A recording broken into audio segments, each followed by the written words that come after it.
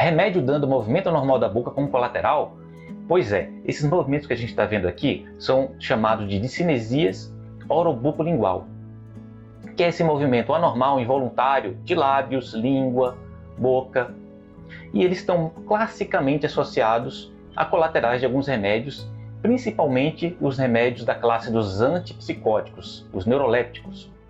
Como o próprio nome diz, os neurolépticos são remédios que são usados para algumas doenças primariamente psiquiátricas, como a esquizofrenia, depressão com psicose, ou a psicose presente dentro de alguma doença neurológica primária, alguma doença orgânica mesmo do cérebro.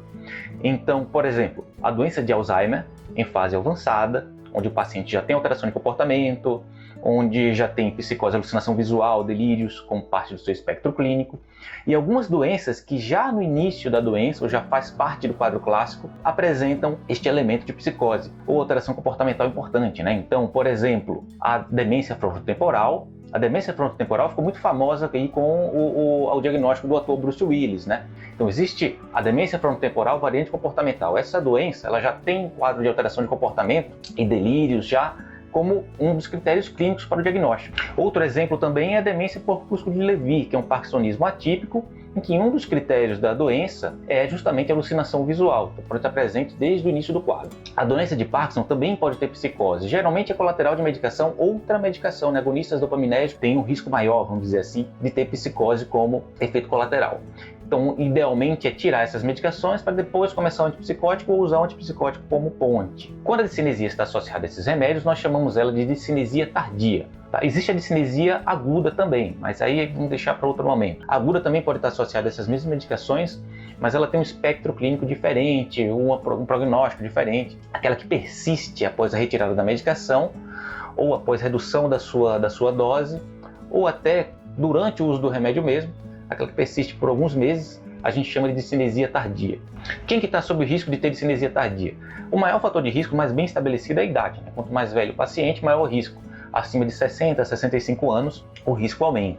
E existem alguns outros fatores, como o tempo de uso, a dose, o tipo do neuroléptico. A gente divide em atípicos e típicos. Os atípicos são os mais novos e os típicos são os mais antigos, tipo o aldol, aloperidol, né? Os mais novos a gente tem risperidona, olanzapina, e os mais seguros aí dentro dos mais novos são a quetiapina e clozapina.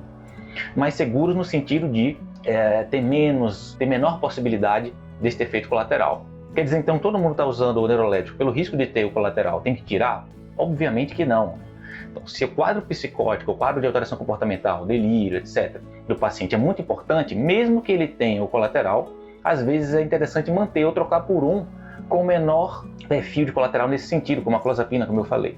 Porque existem alguns pacientes que não podem ficar sem o remédio. O remédio ele tem a utilidade dele. Lembra, todo remédio, toda medicação tem efeitos colaterais. E tudo na medicina é uma balança, né, de risco-benefício. O benefício está sendo maior que o risco, do que o potencial colateral? Se sim, vale a pena manter o remédio, tem que manter. E geralmente a gente faz isso, tá? Quer dizer então que só a medicação pode causar discinesia orobucolingual? Não. Existem algumas doenças, principalmente doenças genéticas, que podem causar também.